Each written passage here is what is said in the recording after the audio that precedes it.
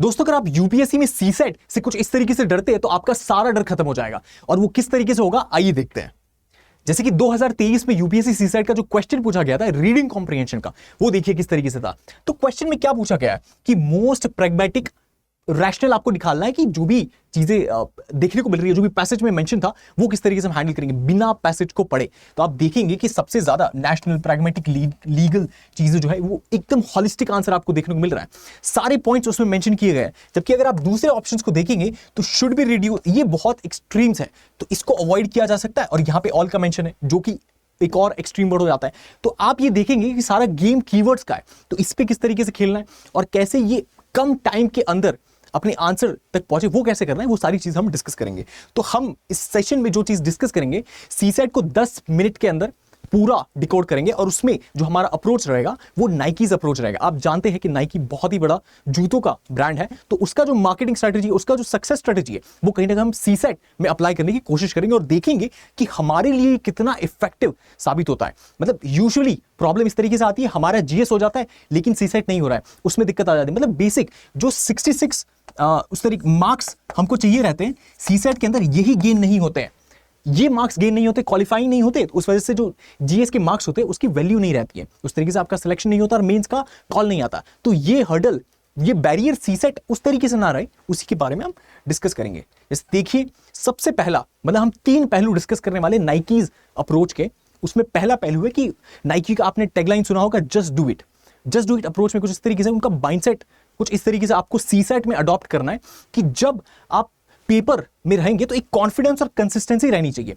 आप जब मॉक्स देते तो एक कंसिस्टेंसी रहनी चाहिए। स्टार्टिंग में मार्क्स नहीं आ रहे, that's fine, but with practice you will become better. आप क्वेश्चन उस टाइप के सॉल्व करेंगे, पीवाईक्यूज के क्वेश्चन देखेंगे, थीम्स उस तरीके से देखेंगे, तो आप उस पर इंप्रूव करेंगे और बेटर करेंगे। उसी तरीके से आपको धीरे धीरे उस चीज में कॉन्फिडेंस आएगा। तो पेपर के अंदर एक्चुअल जो क्वेश्चन आ रहे, चाहे पेपर कितना भी डिफिकल्ट आए, सबसे ज्यादा इंपॉर्टेंट हो जाता है गेम ऑफ माइंडसेट। तो आपका माइंडसेट हैज टू बी सच वे, जिस तरीके से नाइकी की टैगलाइन है जो एथलीट्स के लिए वैलिड है, तो कहीं ना कहीं यूपीएससी सीएससी एस्पिरेंट के लिए भी सीसेट के रिस्पेक्ट में बहुत जरूरी है और काम करता है। तो जस्ट डू इट का माइंडसेट, ये ऐसी चीज है जो हम अडॉप्ट कर सकते हैं। दूसरा चीज जो आ जाता है वो है एंड्योरेंस। मतलब स्पोर्ट्स में एथलीट्स का एंड्योरेंस बहुत ज्यादा होता है, स्टैमिना बहुत ज्यादा होता है। सिमिलरली आपको भी सीसेट के समय पे ये एंड्योरेंस को बिल्ड करना होगा बाय मॉक्स, बाय पीवाईक्यूज को एनालाइज करके और सारी चीजों को प्रैक्टिस करके। और उसमें सबसे ज्यादा इंपॉर्टेंट चीज आज हो जाएगी आपकी टाइम मैनेजमेंट, कि आप किस तरीके से कितना इफेक्टिवली, मतलब कॉम्प्रिहेंशन को कैसे कवर कर रहे हैं, 40 मिनट में खत्म कर दे रहे हैं। उसके बाद आपके बारे आती है लॉजिकल रीजनिंग की और मैथमेटिक्स की, क्वांट की, उसको किस तरीके से आप मैनेज कर रहे हैं, कौन से में भी कौन से क्वेश्चन, इजी क्वेश्चन किस तरीके से ढूंढ रहे हैं, कितने जल्दी ढूंढ रहे हैं, ये बहुत एफिशिएंट हो जाता है। तो दूसरा एस्पेक्ट हो जाता है एंड्योरेंस का, आप कितना उस चीज में स्टैमिना कितना है, आप उसको कितना हैंडल कर पा रहे हैं। उसके बाद तीसरा एस्पेक्ट आ जाता है अडेप्टेबिलिटी का। आपको पेपर में out of the blue question कुछ भी देखने को मिल सकता है, आप शॉक हो जाएंगे। मतलब लास्ट ईयर अगर आप देखेंगे 2024 में आरसीएस के डिफिकल्ट क्वेश्चन आए थे, इतने इजी नहीं थे जितने 2023 में थे। वही 2023 में आप देखेंगे क्वांट के डिफिकल्ट क्वेश्चन थे।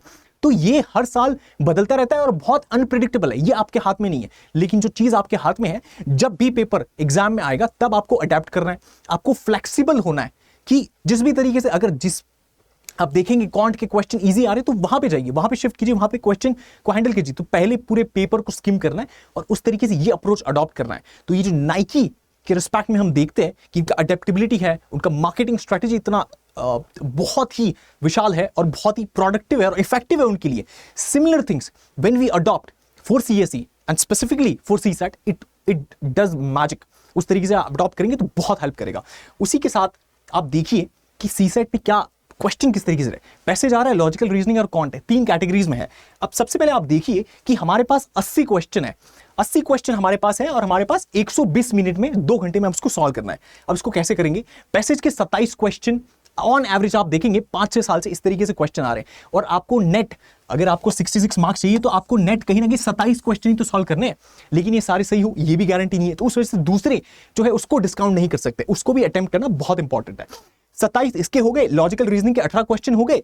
अगर कोई नॉन मैथ बैकग्राउंड से है या जिसको मैथ्स डिफिकल्ट लगता है, वो कहीं ना कहीं ये जो दो कैटेगरीज हैं इनको अच्छे से हैंडल कर सकता है, यहां पे कैपिटलाइज कर सकता है। जिनका मैथ्स अच्छा है obviously they can play over here, लेकिन ये आपको नहीं पता, आप जब पेपर देखेंगे आपको नहीं मालूम रहेगा कि कौन सी कैटेगरी में डिफिकल्ट कैटेगरी ऑफ क्वेश्चन आ जाए। उस वजह से प्रिपेयर हर चीज को करना है, लेकिन आपका जो स्ट्रेंथ होगा उसमें जरूर आपको प्ले करना है। तो ये एक एस्पेक्ट हमको देखने को मिलता है। Similarly with that if you see time management कैसे होगा, मतलब आपके पास 2 घंटे 120 मिनट है, आपके स्टार्टिंग के 45 मिनट्स 40 से 45 मिनट्स पैसेज में देने, आपको आरसीज में देने, उसमें आपने क्वेश्चन को मतलब आंसर को आपने चुना, उसको बबल करने के साथ का ये टाइम है 40 मिनट्स में यू टिक द आंसर, उसके बाद आप बबल कर रहे हो, वो सारी चीजें हो गई, राइट। मतलब ये चीज हो गया। उसके बाद लॉजिकल रीजनिंग के लिए 35 मिनट्स दे सकते हैं, उस तरीके से आप शिफ्ट कर सकते हैं इस तरीके से। एंड या फिर आप मैथ्स अच्छा है तो आप इस तरीके से भी शिफ्ट कर सकते हैं, राइट। क्वांट किया, रीजनिंग किया, उसके बाद पैसेज किया, तो 35 वो logical reasoning and same 40 minutes आप क्वांट के लिए दे सकते हैं। और क्वांट में भी आपको पहले कोशिश करनी है कि इजी क्वेश्चन ढूंढने हैं। मतलब अगर आप मैथ्स पहली प्रायोरिटी है और आपका मैथ्स बैकग्राउंड है, तो ऐसा नहीं करना है कि आप ईगो में आ जाए और उस तरीके से डिफिकल्ट क्वेश्चन को उस तरीके से देखिए ये मेरे से सॉल्व क्यों नहीं हो रहा है, वैसे नहीं करना है। उस चक्कर में बहुत टाइम चला जाएगा और बहुत ज्यादा टाइम का वेस्टेज होगा, और आपको जो मतलब हर क्वेश्चन से आपको उतना ही तो मार्क्स मिल रहा है, 2.5 मार्क्स मिल रहा है, तो वो कहीं से भी ले सकते हैं। ईजी क्वेश्चन को ढूंढो, वहां पे उसको हैंडल करना है, then you can move this way. उसी के साथ आप देखेंगे सबसे बड़ी गलती जो हम करते हैं वो क्या करते हैं, एग्जाम में जब मार्क्स कम आते हैं उसके बाद जाते हैं पीवाईक्यूज पे, जबकि स्टार्टिंग पीवाईक्यूज से ही तो होनी चाहिए।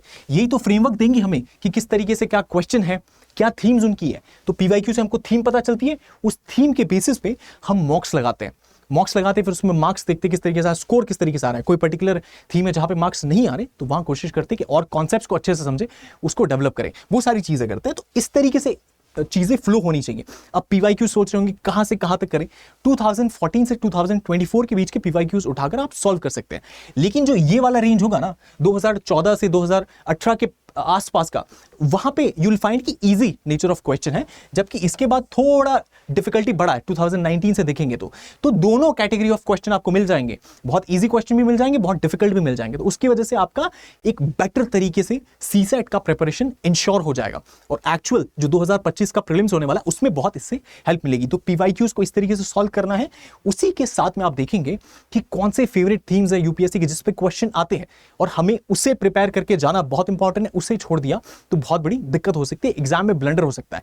जीएस में चाहे कितने भी अच्छे नंबर आए हो वो कुछ मायने नहीं रखेगा, आपको मेंस का कॉल ही नहीं आएगा अगर आप सीसेट को उस तरीके से क्वालिफाई नहीं करेंगे। तो इट बिकम्स वेरी इंपॉर्टेंट आप देखें थीम्स क्वांट में कौन से टॉपिक्स की है। तो ये प्रायोरिटी एरियाज है, ये प्रायोरिटी 1 है। आप देखेंगे नंबर सिस्टम मोस्ट इंपॉर्टेंट, उसके साथ percentage ratio, linear equation, permutation and combination, sequence and series, ये सारे प्रायोरिटी 1 है। मतलब कोई दूसरे टॉपिक्स को आप हैंडल करें या ना करें, इनको नहीं छोड़ना है, ये मस्ट है, इन्हें सबसे पहले प्रायोरिटी देना है और अच्छे से बेहतर तरीके से इनको अटेम्प्ट करना है।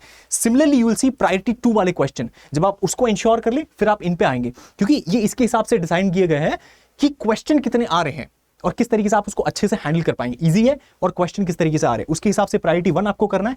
Then you come to this question, average है, एलसीएम एचसीएफ है, डेटा इंटरप्रिटेशन है, work and time, time and distance, geometry and diagram, इसके ऊपर क्वेश्चन उस तरीके से प्रायोरिटी 2 में आ जाती है। इसको हम इस तरीके से इस कैटेगरी में रखते हैं। Then comes the last category, ऐसा नहीं है कि इसको छोड़ ही देना, लास्ट कैटेगरी है तो इसको भी करना है, लेकिन जो फोकस होगा, मेन फोकस उन पे होगा, ज्यादा क्वेश्चन उसके लगाने, ज्यादा प्रैक्टिस उसकी करनी है। इसको भी करना है, लेकिन उतना कीजिए कि बाई चांस अगर क्वेश्चन यहां से आ गया तो उसको हैंडल कर पाओ, इजी नेचर का क्वेश्चन आया तो इजीली हैंडल कर पाओ, तो वो इंश्योर हो जाए। उसके लिए सेट्स, मिक्सचर और इंटरेस्ट, सिंपल इंटरेस्ट, कंपाउंड, इसके क्वेश्चन एक बार देख के जाना है कि उसको जो बेसिक नुआंसेस है वो तो पता होने चाहिए। Then comes LR, logical reasoning के क्या थीम्स है। अब देखेंगे प्रायोरिटी 1 में डेटा सफिशिएंसी, कैलेंडर और clock. Calendar clock favourite theme है, हर साल एक क्वेश्चन दोनों से इस तरीके से बनता ही है, तो इसको नहीं छोड़ना है। मतलब डिफिकल्ट लगता है देखने में कि कैसे, मतलब मंडे होगा, थर्सडे होगा, क्या होगा, लेकिन जब आप इसको प्रैक्टिस करेंगे नुआंसेस आपको पता चल जाएंगे, ऑड डे और ये सारी चीजें आप समझेंगे, तब बहुत ईजी हो जाएगा और चुटकियों में सवाल होने जैसा है। उसी के साथ कोडिंग, डिकोडिंग, डायरेक्शन और सिलॉजिज्म, ये प्रायोरिटी 1 में हमारे एलआर के लिए आ जाते हैं। एंड देन एलआर का जो प्रायोरिटी 2 है जिसमें अरेंजमेंट, पजल सेटिंग, रैंकिंग और डिडक्टिव रीजनिंग, उसके साथ इनइक्वालिटीज, ये क्वेश्चन आ जाते हैं, right. So they are category 2 question. इस तरीके से क्वांट के अंदर 3 कैटेगरीज ऑफ क्वेश्चन है, एलआर के अंदर 2 कैटेगरीज ऑफ क्वेश्चन है, उसको उसी प्रेफरेंस के हिसाब से सॉल्व करना है। जब ये चीजें कर लेंगे तो आपका क्या इंश्योर हो गया, आपने क्वांट कर लिया, आपने एलआर कर लिया, और आरसीज में हमने पहला क्वेश्चन डिस्कस किया था कि कैसे होता है। आरसीज में सबसे इंपॉर्टेंट है आपको उसमें हॉलिस्टिकनेस देखनी है कि जो भी क्वेश्चन है क्या वो पूरी तरीके से जो भी मतलब लॉट ऑफ वेरिएबल्स वर्टिकल्स को वो टैकल करना चाहिए। मतलब एक साइलो वाला ऑप्शन नहीं होना चाहिए, it has to be holistic, मतलब सारी चीजें उसमें मेंशन हो एक ही ऑप्शन में, उस तरीके से कीवर्ड्स को लिखा गया हो, जितने ज्यादा कीवर्ड उतने ज्यादा चांस है कि वो हॉलिस्टिक है, उस तरीके से आंसर होने का बहुत ज्यादा चांस होता है। तो आप आरसीज में डिफरेंट कैटेगरीज ऑफ क्वेश्चन आते हैं, जैसे कि एक कैटेगरी हो जाती है डिराइव्ड क्वेश्चन की, कि मतलब कि आपसे पैसेज इस तरीके से लिख दिया गया है, उसके बाद में इस तरीके से आप देखेंगे 1 2 3 4 आपको स्टेटमेंट दिए गए हैं, और उसके बाद में इन चारों में से ABCD है, आपको सेलेक्ट करना है कौन सा सही है। एंड दिस इज समथिंग जो बहुत इजी नेचर का होता है, इजीली टैकल किया जा सकता है विद एलिमिनेशन और ये सारी चीजों से। लेकिन ये कैसे होता है, उसके साथ दूसरा जो एक एस्पेक्ट आ जाता है वो आता है कि इस तरीके से आपको स्टेटमेंट दिए जाएंगे 1 2 3 एंड देन ABCD उस तरीके से होता है, वहां पे आपको 1 2 उस तरीके से दिए जाते हैं। उसमें थोड़ा ट्रिकी होता है कि यहाँ पे जो बच्चों के जो 27 है ना, 27 क्वेश्चन है आरसीज में, लेकिन सारे इंश्योर नहीं हो पाते कि करेक्ट हो जाए, और होते भी है तो 90 से 95% आप एक्यूरेसी लाते हैं, 100% नहीं आती है, तो कहीं ना कहीं यहीं पे गड़बड़ हो जाती है इन टाइप के क्वेश्चन में। तो कोशिश करना है इसमें ज्यादा गड़बड़ ना हो, ज्यादा गड़बड़ होगा तो आपके जो क्वेश्चन है वो 19 18 इस तरीके से सही होंगे आउट ऑफ 27, विच इज ऐसा देखा जाए अच्छा नंबर है। लेकिन जितना आपको सीसेट को क्वालिफाई करने के लिए चाहिए उतना तो है, लेकिन सिर्फ सीसेट को 1 2 नंबर से थोड़ी ना क्वालिफाई करना है, उसको उस तरीके से क्वालिफाई करना है कि आपको टेंशन ही ना हो, आपको कोई वरी ना करनी पड़े, क्योंकि जीएस में तो आप अच्छे नंबर ला देंगे, लेकिन सीसेट में वरी ना करना पड़े और आप मेंस का प्रिपरेशन अच्छे से स्मूथली स्टार्ट कर लो। तो उसके लिए उसको उस तरीके से हैंडल करना है। तो ये सारी जो चीजें हैं कि आरसीज को कैसे हैंडल करना है, लॉजिकल रीजनिंग के जो क्वेश्चन होंगे उनको किस तरीके से हैंडल करना है, क्वांट के जो क्वेश्चन है उसमें भी क्या एलिमिनेशन लगता है, ये सारी जो चीजें, सारी जो ट्रिक्स हैं सीसेट को सॉल्व करने की, आप कमेंट्स में जरूर बताइएगा, इस वीडियो के कमेंट्स में बताइएगा कि अगर आप उस पर नया वीडियो चाहते हैं तो मैं जरूर उस पर बनाऊंगा, अगर ज्यादा कमेंट्स हुए तो surely I will make video on that. Until then ये सारी स्ट्रेटजी थी नाइकी का जो अप्रोच है अपने ब्रांडिंग का, अपने सक्सेस का, उसी तरीके से सीसेट में हम इसको रेप्लिकेट करके इस तरीके से अपनी प्रिपरेशन को बिल्डअप कर सकते हैं और मेंस के कॉल को सुनिश्चित कर सकते हैं। तो उसी के साथ ये वीडियो का एंड है, and I hope and wish you like this video. If you like this video, please do hit like, subscribe and अपने दोस्तों के साथ, फेलोज के साथ शेयर करें जिन्हें ये नाइकी वाला अप्रोच है वो कुछ कूल लग सकता है या फिर उन्हें कुछ हेल्प मिल सकती है इस चीज से। Thank you.